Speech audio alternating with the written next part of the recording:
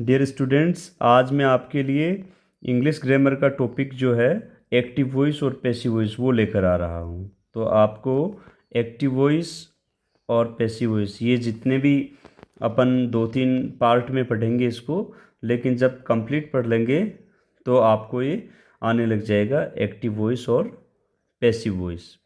सबसे पहले हम ये देखेंगे कि एक्टिव वॉइस क्या होता है। एक्टिव वॉइस का मतलब होता है, हिंदी में इसको बोलते हैं कृतवाच्य। क्या बोलते हैं? कृतवाच्य। क्योंकि जो सब्जेक्ट होता है ना, कर्ता, वो इसमें इम्पोर्टेंट होता है। Subject is important. और इम्पोर्टेंट कैसे होता है? जैसे देखो, राम हेल्प्स हरी। राम जो है सब्जेक्ट, वो यहाँ पे इम्पोर्टेंट है क्योंकि ये एक्शन कर रहा है, तो सब्जेक्ट एक्ट करता है इसमें। यानी सब्जेक्ट यानी कर्ता जो है वो इसमें इम्पोर्टेंट होता है, वो एक्शन करता है, इसलिए इसको कृतवाच्य बोलते हैं, तो एक्टिव वॉइस कहते हैं। और पैसिव वॉइस में जो करता है ना सब्जेक्ट, वो एक्टिव नहीं रहता है, इनएक्टिव या पैसिव हो जाता है। वो क्या हो जाता है? पैसिव। जैसे देखिए, अब ये हरी इज हेल्प्ड बाय राम। तो अब जो ये राम जो सब्जेक्ट था ना एक्टिव वॉइस में, ये अब इतना इम्पोर्टेंट नहीं रहा, तो ये इसका जो रोल है वो पैसिव हो गया, तो इसलिए ये पैसिव है। तो देखो, जो राम हेल्प्स हरी, ये तो एक्टिव वॉइस का सेंटेंस है। किसका है? एक्टिव वॉइस का। और हरी इज हेल्प्ड बाय राम, ये पैसिव वॉइस है। तो देखिए, एक्टिव वॉइस से पैसिव वॉइस में जब हम चलेंगे तो इसके रूल है ना, वो रूल जानेंगे हम।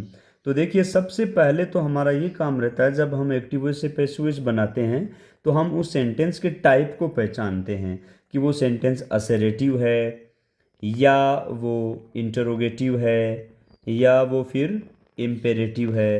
क्योंकि अलग अलग थोड़ा सा क्योंकि इम्पेरेटिव के पैसिव वॉइस अलग बनते हैं।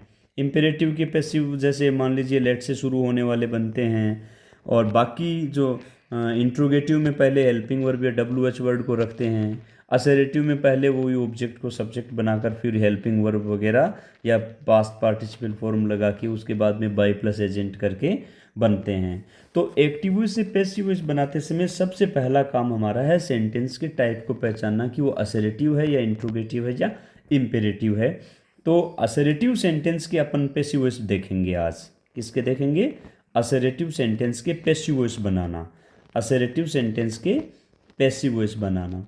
देखिए, असरेटिव सेंटेंस वो होता है जिसके a sentence that makes an assertion, जिस जो जनरली जो शुरुआत जिसकी किसी सब्जेक्ट से होती है और समापन जिसका फुल स्टॉप से होता है। कोई भी नाउन या प्रोनाउन जिसके बिगिनिंग में हो, प्रारंभ में हो, और लास्ट में full ends with full stop, तो वो असरेटिव सेंटेंस होता है। तो और इंट्रोगेटिव सेंटेंस वो होता है जिसका प्रारंभ में कोई डब्ल्यू एच वर्ड या हेल्पिंग वर्ब हो और लास्ट में क्वेश्चन मार्क हो, ऐसा मार्क ऑफ इंट्रोगेशन, वो इंट्रोगेटिव है। और कोई भी V1 से या प्लीज़ काइंडली से या डोंट से शुरू होने वाला जो सेंटेंस है वो, और लास्ट में जिसके फुल स्टॉप हो, वो इम्पेरेटिव होता है। कौन सा होता है? इम्पेरेटिव। तो सबसे पहले let us start to learn how we make the passive voice of assertive sentences. Assertive sentences के हम पैसिव वॉइस कैसे बनाते हैं ये देखेंगे। तो देखिए, इसके लिए अपन को कुछ रूल है ना वो फॉलो करना पड़ेगा।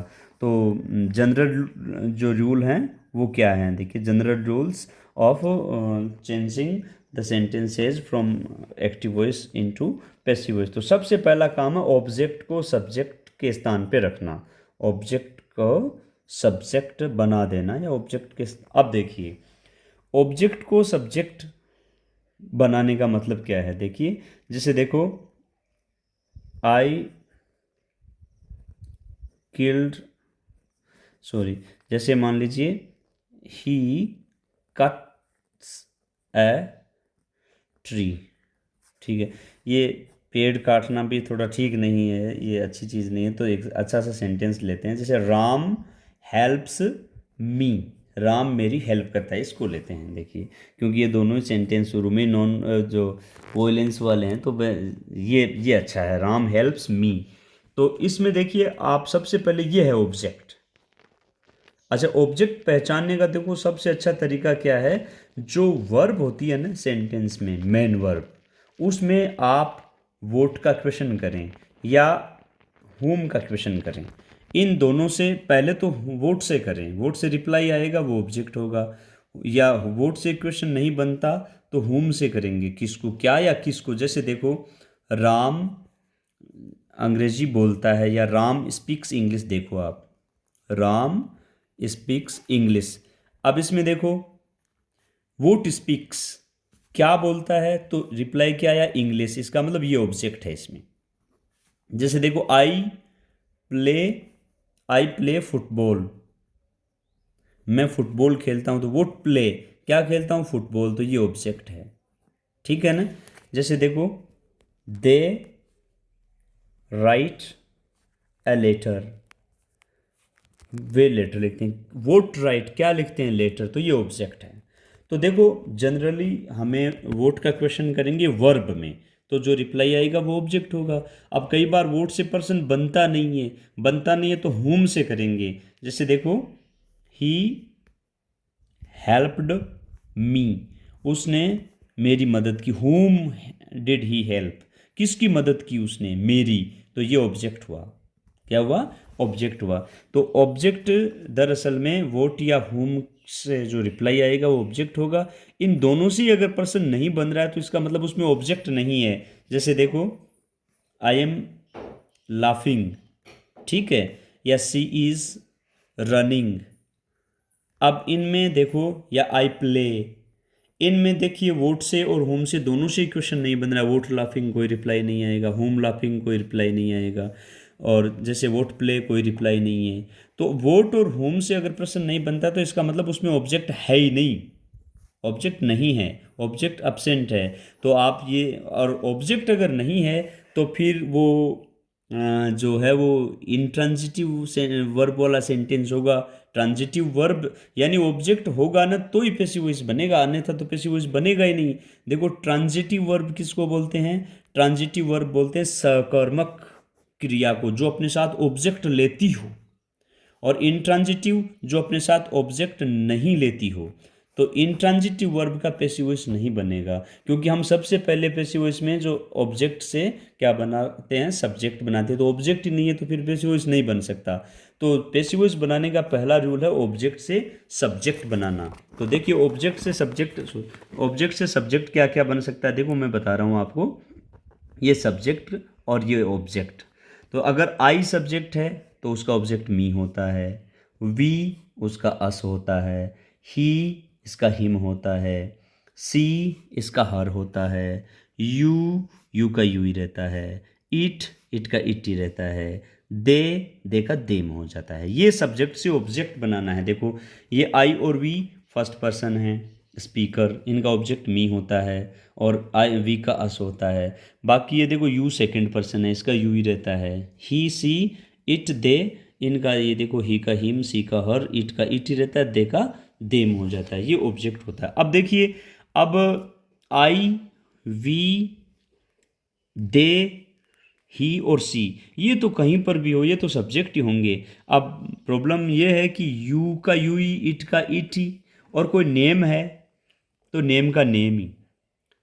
इनको हम सब्जेक्ट और ऑब्जेक्ट कैसे पहचाने, तो इसमें सीधी सी बात है, जो डूअर ऑफ एक्शन है वो तो सब्जेक्ट है, और जो रिसीवर ऑफ एक्शन है वो ऑब्जेक्ट है। जैसे देखो, यू हेल्प्ड मी, आपने मेरी हेल्प की, तो ये यू जो है ना, ये डूअर ऑफ एक्शन है, तो ये सब्जेक्ट है, ये कोई एक्शन को कर रहा है इसमें। और वैसे भी असर्टिव सेंटेंस के और इंट्रोगेटिव सेंटेंस में नंबर 1 और नंबर 2 पे ये सब्जेक्ट मिल जाता है। और अगर यही ऐसा हो कि आई हेल्प्ड यू, तो अब ये यू है ना, ये ऑब्जेक्ट है।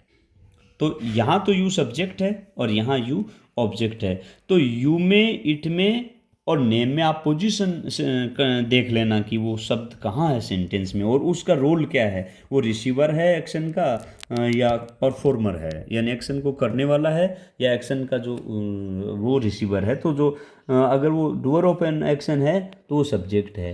वैसे भी जिसके बारे में वाक्य में बात की जाए वो सब्जेक्ट होता है। तो देखो एक्टिव वॉइस से पैसिव वॉइस बनाएंगे ना हम असर्टिव सेंटेंस का, तो मूल बात ये है कि सबसे पहले हम सब ऑब्जेक्ट जो है ना, ऑब्जेक्ट का सब्जेक्ट बनाएंगे, ऑब्जेक्ट को सब्जेक्ट के स्थान पे रखेंगे। जैसे देखो, आई हेल्प्ड हिम, ऐसे वन है।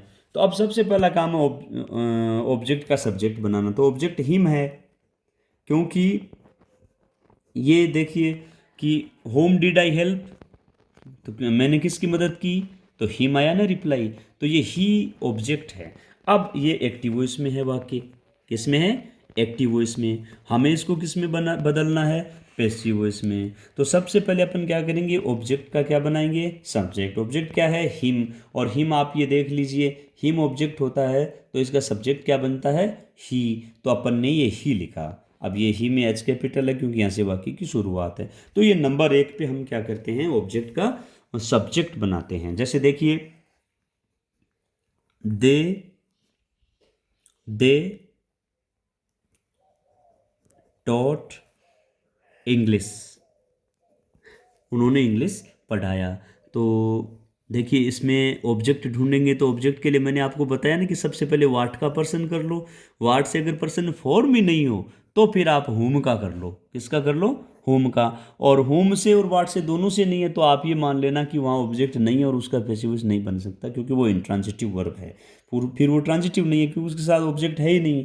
तो अब देखिए, वोट डिड दे टॉट, उन्होंने क्या पढ़ाया, तो रिप्लाई क्या आया, इंग्लिश। इंग्लिश क्या है, ऑब्जेक्ट। क्या है, ऑब्जेक्ट। तो अब ऑब्जेक्ट में ये नेमिंग वर्ड है, देखो नाउन है, नेमिंग वर्ड है, तो नेम का ऑब्जेक्ट तो ठीक है। इसमें देखो, यू वर हेल्प्ड बाई मी। अब देखिए ये वर है, हेल्पिंग वर्ब है, ये पार्टिसिपल फॉर्म है, ये बाई और एजेंट है। ये अपन जैसे धीरे धीरे चलेंगे ना तो स्टेप बाय स्टेप जो रूल समझेंगे तो उसके अकॉर्डिंग हमें समझ में आ जाएगा। तो अभी हमने केवल ये देखा है कि जब हम, वैसे तो देखो ये पूरे जनरली क्या रूल फॉलो होते हैं, देखो, rules of changing active voice into passive voice. तो नंबर 1 पे अपन क्या करते हैं, ऑब्जेक्ट को सब्जेक्ट बनाते हैं, ऑब्जेक्ट को सब्जेक्ट बनाते हैं, उसके स्थान पे रखते हैं। नंबर 2 पे हेल्पिंग वर्ब का प्रयोग करते हैं, हेल्पिंग वर्ब का यूज़, ये मैं आपको टेंस के अकॉर्डिंग बताऊंगा। और नंबर 3 पे आवश्यकता अनुसार बी, बीन और बीइंग का प्रयोग करते हैं, ये भी मैं आगे समझाऊंगा। नंबर 4 पे past participle form, past participle form बोले तो third form of the verb, third form of the verb, इसका प्रयोग करेंगे। नंबर 5 पे बाई, और उसके बाद में सब्जेक्ट को ऑब्जेक्ट, सब्जेक्ट को ऑब्जेक्ट बनाते हैं। हालांकि ये कई बार जो बहुत ही नॉन सब्जेक्ट हो या अननोन सब्जेक्ट हो तो ये बाई प्लस जो एजेंट है वो आता भी नहीं है। ये अपन उसके बाद में जैसे जैसे अपन रूल देखेंगे तो आगे जाके मैं क्लियर कर दूंगा आपको। अभी आपको केवल इतना देखना है इस वीडियो में कि आप जब असर्टिव सेंटेंस के पैसिव वॉइस बनाओ, असर्टिव मतलब साधा जो स्वीकारात्मक वाक्य होते हैं, डिक्लेरेटिव सेंटेंस होते हैं, ये पॉजिटिव भी हो सकते हैं और नेगेटिव भी हो सकते हैं। जैसे देखिए, ही हेल्प्स मी है ना, he helps me assertive sentence है, और he does not help me है ना, ही या डजंट हेल्प मी, ये भी असर्टिव ही है, बस ये नेगेटिव है और ये पॉजिटिव है। तो ऐसे जो सेंटेंसेज है ना असर्टिव सेंटेंस, उनका अपन पैसिव वॉइस बनाएंगे तो उसके लिए ये रूल फॉलो करेंगे। सबसे पहले ऑब्जेक्ट का क्या बनाएंगे, सब्जेक्ट, फिर अपन टेंस के अकॉर्डिंग, उसके बाद अपन टेंस के अकॉर्डिंग क्या करेंगे, हेल्पिंग वर्ब लगाएंगे। वो अगर मान लीजिए वो प्रेजेंट सिंपल में है तो इज एम आर लगा देंगे, कंटिन्यूस में है तो इज एम आर के साथ बीइंग लगा देंगे, और परफेक्ट में है तो हैज के साथ में बीन लगा देंगे। तो हेल्पिंग वर्ब के बाद में ये बी, बीन और बीइंग आएगा। ठीक है, कंटिन्यूस में बीइंग आ जाएगा, परफेक्ट में बीन आ जाएगा, और इसके अलावा जो सिंपल फ्यूचर है उसमें बी आ जाएगा। और देखो नंबर 1 पे ऑब्जेक्ट का क्या बनाया, सब्जेक्ट। नंबर 2 पे हेल्पिंग वर्ब का यूज किया। नंबर 3 पे आवश्यकता अनुसार बी, बीन और बीइंग लगाया जरूरत पड़ी तो। नंबर 4 पे थर्ड फॉर्म हमेशा, ये बहुत इंपॉर्टेंट बात है, ये पैसिव वॉइस में हमेशा ही थर्ड फॉर्म आती है मेन वर्ब की। जो मेन वर्ब है उसकी पास्ट पार्टिसिपल फॉर्म ही आती है, ये आप रट लेना। नंबर 5 पे फिर बाई का प्रयोग करते हैं। उसके बाद हम सब्जेक्ट जो डूअर ऑफ एक्शन है ना वाक्य के स्टार्टिंग में, उसका ऑब्जेक्ट बना देते हैं। उसका ऑब्जेक्ट अगर वहाँ पे सब्जेक्ट आई है तो मी बना दो, वी है तो अस बना दो, यू है तो यू ही रखेंगे, ही है तो हिम कर देंगे, सी है तो हर कर देंगे, इट का इट ही रहेगा, और दे का क्या हो जाएगा, देम हो जाएगा। और कोई नेम है ना जैसे राम, श्याम, घनश्याम, तो उसका नेम ही रह जाएगा। ठीक है, तो अभी आपको ये केवल असर्टिव सेंटेंस बनता कैसे है, ये रूल है ना वो याद करने हैं आपको। अगला जो पार्ट में इसका 2 लाऊंगा, उस पार्ट में आपको मैं थोड़ा इसको एक्सरसाइज वगैरह डिटेल से बताऊंगा, और मैं आपको एक्टिव वॉइस से पैसिव वॉइस बनाने का पूरा अच्छे से अच्छे ढंग से बताने का प्रयास करूंगा। I will try to do my best. और thanks for watching this video. आपको अवश्य इससे कुछ न कुछ हेल्प मिलेगा।